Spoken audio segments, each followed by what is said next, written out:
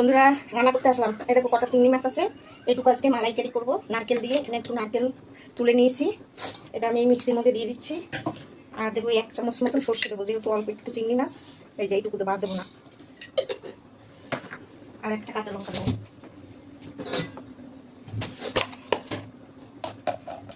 এই যে একটা কাঁচা লঙ্কা দিচ্ছি, দিয়ে আমি এটাকে একটু জল দিচ্ছি। এবার এটাকে বেটে নিয়ে আসি।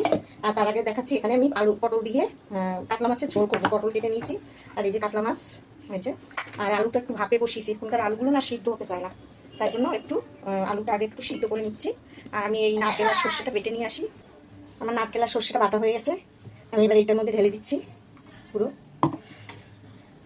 এই যে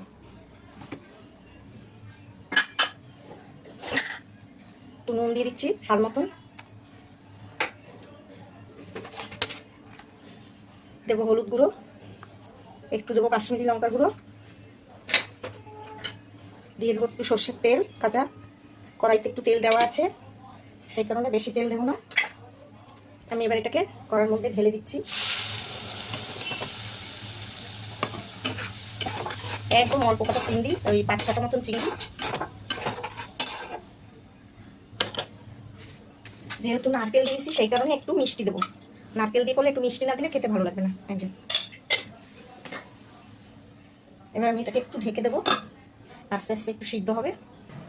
চিংড়ি মাছটা একদম হয়ে গেছে, নামিয়ে দেবো। একটু নিয়ে রাখবো একটু ঝোল, নাহলে ভাত মেখে খেতে পারবে না। একটু এবার কাঁচা তেল দিয়ে দিচ্ছি। এই যে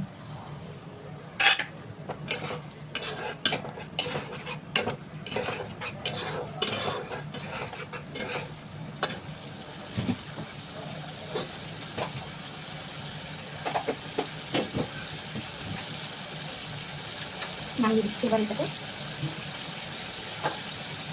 একটা কাঁচা লঙ্কা দিয়ে দিলাম, গ্যাসটা অফ করে দিচ্ছি।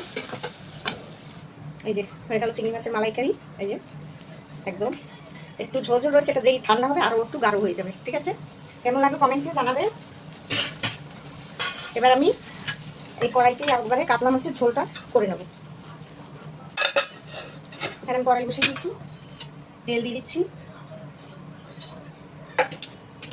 এই মাছের ঝোলটা আলু পটল দিয়ে করবো, একদম পাতলা করবো, এত গরম পড়েছে।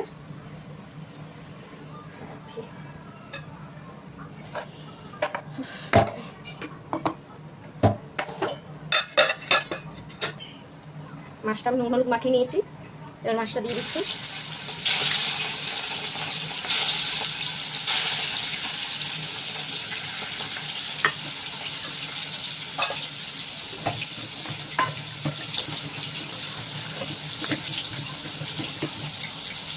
মাছটা ভাজা হয়ে গেছে এই যে একদম। এবার আমি একটু জিরে ফোড়ন দেবো কড়াইতে, একটু গোটা জিরে ফোড়নে দিয়ে দিচ্ছি। এবার পটলগুলো আমি নুন হলুদ মাখিয়ে রেখেছি, এগুলো একটু ভেজে নেবো আগে।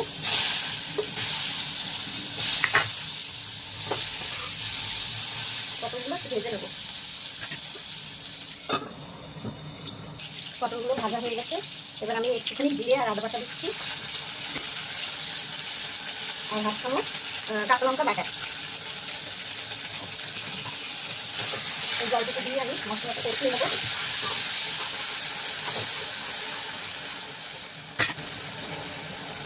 স্বাদ মতো নুন দিয়ে দিচ্ছি, আর দিয়ে দেবো একটু হলুদ গুঁড়ো 1/2 চামচ, আর অল্প একটু কাশ্মীরি লঙ্কা গুঁড়ো।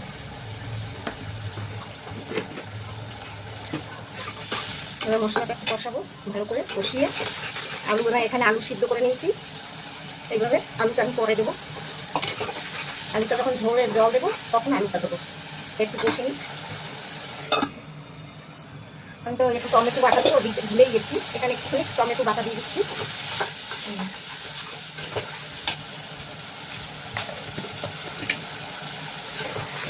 আমার মোটামুটি কষানো একদম হয়ে গেছে।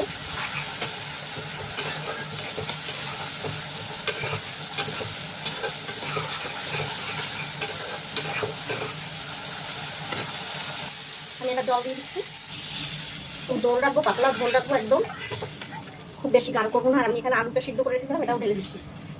ব্যাস, এবার এটা ভালো করে যে ফুটবে তখন আমি মাছটা দেবো। ঝোলটা ফুটে গেছে, আমি এবারে মাছটা ঢেলে দিচ্ছি। মাছটাও একটু ফুটবে এখন। এই যে ঝোলটা রান্না করলাম, এই ঝোলটা খেতে এত ভালো লাগে, পাতলা ঝোল, শুধু একটু আদা জিরে বাটা সামান্য তো দেখিয়েছি বন্ধুরা, আর একটু কাঁচা লঙ্কা বাটা, ব্যাস। এরকম ঝোল খেতে খুব ভালো লাগে। আমার এই রান্নাটা ভালো লাগলে কমেন্ট করে জানাবে কেমন লাগলো, আলু পটল দিয়ে মাছের ঝোল। আর ওদিকে করলাম তোমার মালাইকারি চিংড়ি মাছের। ভিডিওটা হয়তো একটু বড় হয়েছে, কিন্তু তোমরা দেখো অবশ্য করে যে কেমন আমি রান্না করলাম, কেমন করে।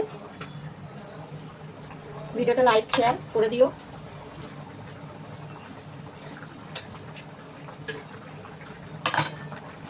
বন্ধুরা একটুখানি হালকা করে গরম মশলা দিয়ে দিচ্ছি, ঝোলটা যেহেতু খুব পাতলা, এই গরম মশলার সেন্টটা খুব ভালো লাগবে, যে এটা আমি ঘরে তৈরি করা গরম মশলা, খুব সুন্দর একটা গন্ধ বেরোচ্ছে। আমার মাছের ঝোল হয়ে গেছে, এই যে কেমন হলো কমেন্ট করে জানাবে। সবাই ভালো থাকবে, ঠিক আছে, আবার দেখা হবে।